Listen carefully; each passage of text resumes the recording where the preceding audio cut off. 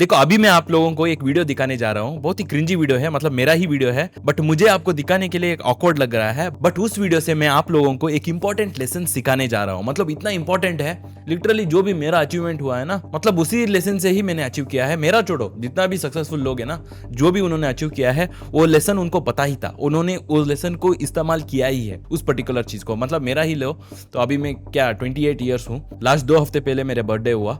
सो 28 years में ही मतलब मैंने लिटरली फाइनेंशियल फ्रीडम को अचीव किया है। मतलब मेरा हिसाब से वही one of the biggest achievement है। बट एनी हो उससे भी ज्यादा मुझे मिला है। मतलब मैंने अभी लिटरली 2 घर लिया है, अराउंड 10 प्लॉट्स खरीदा है, मतलब मैंने खुद गाड़ी लिया है, मैंने 2 गाड़ियां लिया है, मेरे माँ बाप को भी गाड़ी गिफ्ट किया है। So you can just imagine कितना इंपॉर्टेंट है वो लेसन। सबसे पहले वो वीडियो देख लीजिए आप। दोस्तों जैसे मैंने वीडियो के पहले बताया था, मेरा नया प्रोडक्ट का सेल्स का डिटेल्स मैं आपको दिखाता हूँ। तो यहाँ आप देख सकते हैं, मैं और एक बार क्लोज करके आपको दिखाता हूँ। थोड़ा फोकस होने में दिक्कत हो रहा है, तो मैंने लाइटिंग भी एडजस्ट किया था। आज का सेल्स 4095 रुपीज़ दिखा रहा है INR में। और मैं एक्चुअली आपको 30 डेज़ का सेल्स दिखाता हूँ, उससे आपको और भी अच्छा आइडिया मिलेगा। फिर से फोकस का प्रॉब्लम। ओके आपने ये वीडियो को देख लिया है, तो लेसन क्या है कि you have to be shameless to achieve success. मतलब आपको एक क्रिंज पीरियड को गो थ्रू करना ही है। देखो कुछ भी बिजनेस आप करने जा रहे हो, ना सिर्फ कंटेंट क्रिएशन में कहने जा रहा हूँ यहाँ पर, या e commerce business, Amazon FBA business कहने नहीं जा रहा हूँ। कुछ भी बिजनेस आप करने जाओ, चाहे फैमिली बिजनेस ही क्यों ना हो, आपको क्या है ना, आपको एक एम्बेरसमेंट फेज को गो थ्रू करना ही चाहिए। उस फेज में आप क्रिंज बनेंगे ही, और उस फेज को कौन सक्सेसफुली ओवरकम करता है ना, उसको ही सक्सेस मिलता है। और दुनिया में मेजॉरिटी लोग है ना, इस फेज को गो थ्रू ही नहीं कर सकते, वो ओवरकम कभी भी नहीं कर सकते हैं। इसीलिए उनका पूरा लाइफ है ना एज ए फेलियर वो निकाल देते हैं। रैट रेस में, 9 to 5 जॉब में, बिना उनका माइंड इस्तेमाल किए बिना, जो ऑफिस में जाते हैं उनका सुपरवाइजर या टीम लीडर्स या जो भी मैनेजर्स है उनको काम देते हैं, वो करके मंथ एंड में सैलरी लेकर आते हैं, है ना। इसी वजह से, क्योंकि वो एम्बेरसमेंट फेस गो थ्रू नहीं करना चाहते हैं। उनको ईगो इतना ज़्यादा है कि वो क्रिंज नहीं दिखना चाहते हैं। मतलब ऑब्वियसली कुछ भी चीज़ आप करने जाए, इनिशियली आप उसमें माहिर नहीं रहेंगे, you will not be expert at it, right. So you will suck at it. तो उस फेस को आपको एक्सेप्ट करना है, वो रियलिटी को आपको एक्सेप्ट करना है। So you have to embrace being sucking, you have to embrace being cringe.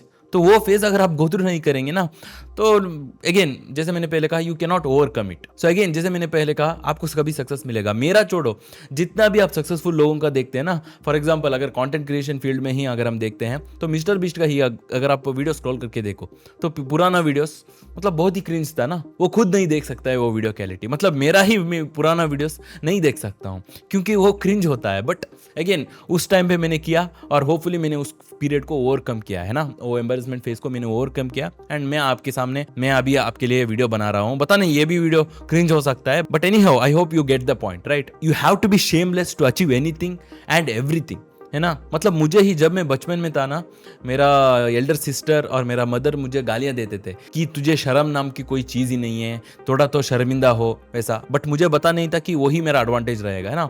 तो इसीलिए मैं उस एम्बेरसमेंट फेज को गो थ्रू किया। मतलब आप इमेजिन करके देखो कि मैंने मैकेनिकल इंजीनियरिंग किया था, मतलब इंजीनियरिंग किया था, और मैं एवरेज स्टूडेंट था। ऑफकोर्स रैंक स्टूडेंट तो नहीं था, बट मैं एवरेज स्टूडेंट था, कोई भी मेरा बैक नहीं था। सो किसी भी सब्जेक्ट में मैं फेल नहीं हुआ था, अच्छा ठीक ठाक परसेंटेज ही था। और मेरा कॉलेज खत्म करने के बाद मुझे आसानी से एक जॉब मिलता था, एक एटलीस्ट 15 to 20,000 तो मैं अर्न कर सकता था।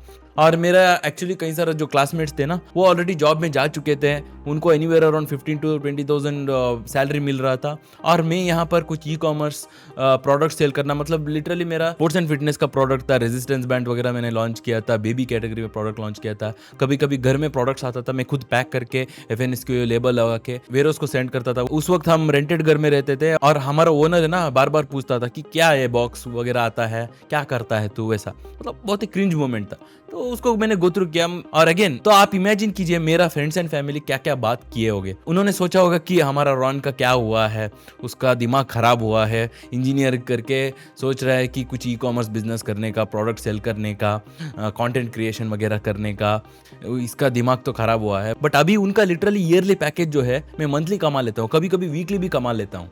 सो I have created multiple streams of income just because I was ready to be cringe. मुझे फर्क नहीं पड़ता था कि उनका ओपिनियंस क्या है, वो क्या मुझ पर हंसेंगे, क्या मुझे बताएंगे, मुझे कुछ भी फर्क नहीं पड़ता था। मतलब फैमिली एंड फ्रेंड्स कुछ भी फर्क नहीं पड़ता था। So that's why I was again and again ready to embrace the embarrassment, है ना। सो यही चीज आपको करना है बेसिकली। अगर आप बिगिनर हो, अगर आप स्टक हो चुके हो, किसी भी एज पर हो, सो इनिशियली है ना, बिना आप क्रिंज दिखे आपको सक्सेस मिलेगा ही नहीं। आप किसी भी तरह ढूंढ के देखो, कितना भी प्लान करो, कितना भी सोचो, अगर आप उस फेज को गो थ्रू करने के लिए रेडी नहीं है ना, सो सॉरी टू से आपको मरने तक you will be stuck at 9 to 5 job. आपको मरने तक आपका खुद का दिमाग इस्तेमाल करने के लिए मौका ही नहीं मिलेगा। आप हमेशा दूसरों से ऑर्डर लेते ही रहेंगे। So it's just universal law. So अभी आपको पता चल चुका है कि you have to be shameless, है ना। आपको क्रिंज, आपको एम्बैरेसमेंट फेस को एम्ब्रेस करना ही है। सो किस तरह आप एम्ब्रेस करें, तो इसके लिए मैं आपको कुछ पॉइंट्स बता देता हूँ। सो आपको वो स्ट्रिक्टली फॉलो करना है। सबसे पहले, जब आप उस एम्बैरेसमेंट फेस को गो थ्रू कर रहे हो, तो क्यों आप जल्दी गिव अप कर देते हो, वो सोचना पड़ेगा। देखो, तो क्यों आप गिव अप करते हो, सीधी सी बात है, आपका फ्रेंड्स एंड फैमिली का ओपिनियन। तो सबसे पहले उन वेस्ट बॉडीज का ओपिनियन आप क्यों कंसिडर लेते हो ना। अगर वो हंसते हैं, इसका मतलब उनको वो नॉलेज नहीं है। तो आपका क्या गोल है, उस फेज को गो थ्रू करने के बाद आपको कितना मिलेगा, क्या आप अचीव करेंगे, उसका वैल्यू उनको पता नहीं है ना। तो उनका ओपिनियन आपको कंसिडर ही नहीं करना है, चाहे वो कितना भी क्लोज हो, मतलब लिटरली आपका फैमिली मेंबर ही क्यों ना हो, है ना। आपको कंसिडर नहीं करना है, क्योंकि आपका गोल्स आपके लिए बहुत ही इंपॉर्टेंट है। और आपसे नीचे वाला लोगों का ओपिनियन आपको कंसिडर ही नहीं करना है। देखो, एक बड़ा झूठ है, यूनिवर्सल झूठ है, पता नहीं मतलब सभी लोग फॉलो कर रहे हैं।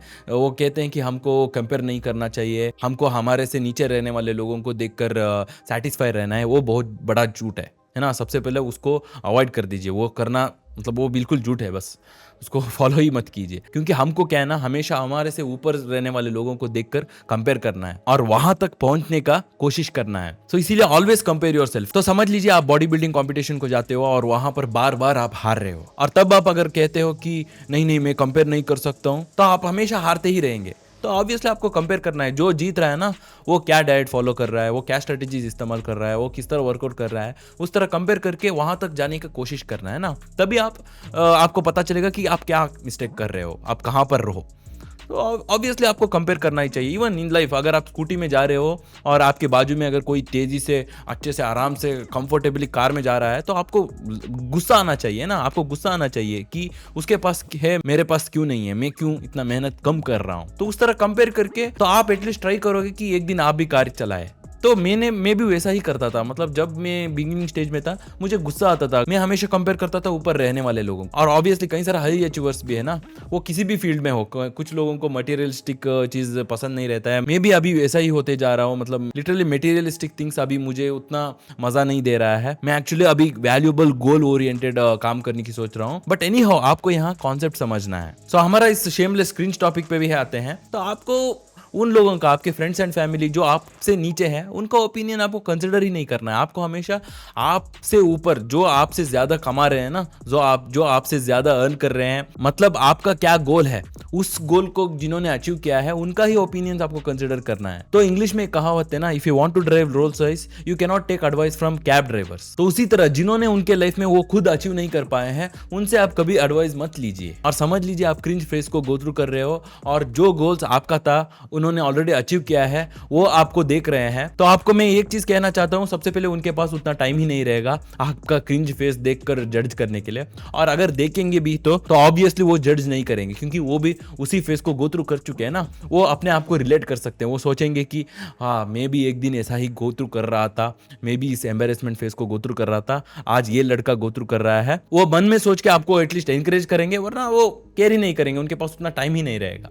सो ये चीज आपको समझना है। एंड सेकेंड पॉइंट यही है कि टाइम हमेशा बदलता है ना। आप जिस फेज में रह रहे हो वहीं पर नहीं रहेंगे। बट प्रॉब्लम यही है कि जब आप उस फेज को गो थ्रू करते रहेंगे ना, तो आपको लगेगा कि शायद यही मेरा डेस्टिनेशन है, शायद यही मेरा फेट है, मैं इससे आगे गो थ्रू नहीं कर पाऊंगा। वो टेंशन, वो माइंड में एंग्जाइटी, वो सब कुछ रहता ही है। मुझे भी था, जब मैं उस फेज को गो थ्रू कर रहा था ना, मुझे कई सारा ओवर थिंकिंग हो रहा था कि शायद यहीं पर मैं स्टक हो जाऊंगा, मैं आगे कुछ अचीव ही नहीं कर पाऊंगा। वैसा होता ही है, हमेशा सभी लोगों के पास होता है, क्योंकि उस एम्बैरेसमेंट फेज को गो थ्रू करना है ना। एक सिमिलर, मतलब बॉडी बिल्डिंग को ही अगर हम हम देखते हैं। सो जब आप एक ट्रांसफॉर्मेशन को गो थ्रू कर रहे हैं ना, लिटरली सपोज समझ लीजिए 1 ईयर का ट्रांसफॉर्मेशन है, आप बहुत मोटे हो और मतलब बहुत लीन हो चुके हो, आपको 6 पैक आ चुका है। लिटरली यही 10 मंथ्स तक उतना सिग्निफिकेंट रिजल्ट्स देखने को ही नहीं मिलेगा, लास्ट 3 मंथ्स में ही आपको ज्यादा रिजल्ट्स मिलेगा। तो उसी तरह है, मतलब आप जब एम्बैरेसमेंट फेज को गो थ्रू कर रहे हो ना, तो वो टाइम बहुत ही ज्यादा तक एक्सटेंड होता है and literally just like that it changes. मतलब मेरा ही मैं एग्जांपल देना चाहता हूँ। मतलब 2020 में मैंने एक वीडियो डाला था जहाँ पर मैंने मेरा अपना सेल्स दिखाया था। दिन के लिए समवेयर अराउंड 3 to 5,000 में सेल्स कर रहा था उस वक्त। मैंने वो वीडियो भी रिकॉर्ड करके आप लोगों को दिखाया था। लिटरली 3 मंथ्स के बाद मैंने 1.2 लाख का सेल्स सिर्फ एक ही दिन में किया था। मतलब आप चेंजेस देखो, मैंने 2017 पर ई कॉमर्स बिजनेस शुरू किया था, 2018 में एक्चुअल प्राइवेट लेबलिंग शुरू किया मैंने, और लिटरली 2019, 2020 में भी जनवरी में सिर्फ 4-5,000 पर डे का सेल्स तक मैं ला पाया था मेरे बिजनेस को। फिर उसके बाद 3 मंथ्स में इतना ज़्यादा जंप किया, मतलब 3 to 5,000 पर डे से लेकर 1.2 lakhs पर डे मैंने किया था। जरा आप सोच के देखो कितना डिफरेंस है, कम टाइम में हुआ है। वो बोलते हैं ना ओवरनाइट सक्सेस, वो कभी भी ओवरनाइट नहीं रहता है, इतने साल करने के बाद फिर वो ओवरनाइट हो जाता है। तो वो चीज़ आपको समझना है। सो दैट्स वाई जब आप उस एम्बैरेसमेंट फेज को गो थ्रू करते रहेंगे ना, तो आपको सोचना नहीं चाहिए कि ये फेज वैसा ही रहेगा। तो ऑब्वियसली अगर आप कंसिस्टेंट रहेंगे, कंसिस्टेंटली अपने आप को बेटर करते रहेंगे, तो ओवरनाइट सक्सेस आपको भी मिलेगा। देन आपके फ्रेंड्स एंड फैमिली आपको बोलने लगेंगे ये बंदा तो बहुत लकी है, वैसा कुछ बोलते रहेंगे। उनको पता नहीं चलेगा कि आपने कितना एम्बैरेसमेंट फेज को गो थ्रू किया है, कितना हार्डवर्क किया है। But anyhow, so it will not last forever. And then finally last point आपको कंसिडर करना है अपसाइड और डाउन साइड। देखो जब आप क्रिंज फेज को गो थ्रू कर रहे हैं, आपका क्या डाउन साइड है, क्या अपसाइड है, आप कंसिडर कीजिए। बस उतना कंसिडर करते हैं ना, तो आगे आपको क्या करना है आपको खुद मालूम पड़ जाता है। तो ज्यादा से ज्यादा मेरा ही अगर मैं कंसिडर करूँ, जब मैं वीडियोस करने लगा था, मैं ई कॉमर्स प्रोडक्ट्स वगैरह सेल करने लगा था, मेरा डाउन साइड क्या था? ज्यादा से ज्यादा मेरा फ्रेंड्स एंड फैमिली मुझे देखकर हंसने वाले थे।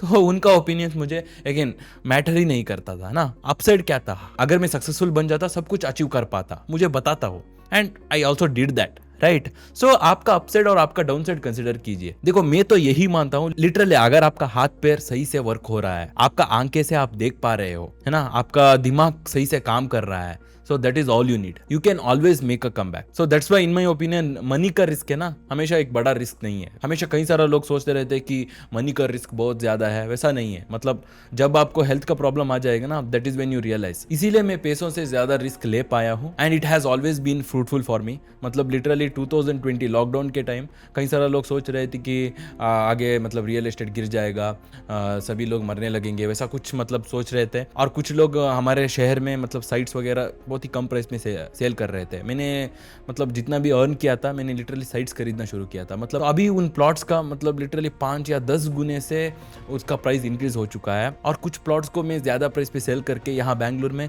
घर भी ले चुका हूँ, है ना। और उसी तरह मैंने रिस्क लिया था ई कॉमर्स में ज्यादा से ज्यादा प्रोडक्ट्स लॉन्च करने का, और फिर जाके मैंने लास्ट ईयर में लिटरली 14 लाख इन्वेस्ट किया था सॉफ्टवेयर टूल बनाने के लिए। क्योंकि मैं हमेशा मेरा अपसाइड और डाउन साइड कैलकुलेट करता हूँ। अगर मेरा डाउन साइड बहुत ही मिनिमम है ना, सो आई डोंट केयर, मैं उसको कंटिन्यू रखता ही हूँ। और मेरा छोड़ो, जितना भी आप सक्सेसफुल हाई अचीवर्स को देखते हैं ना, वो वैसा ही करते हैं।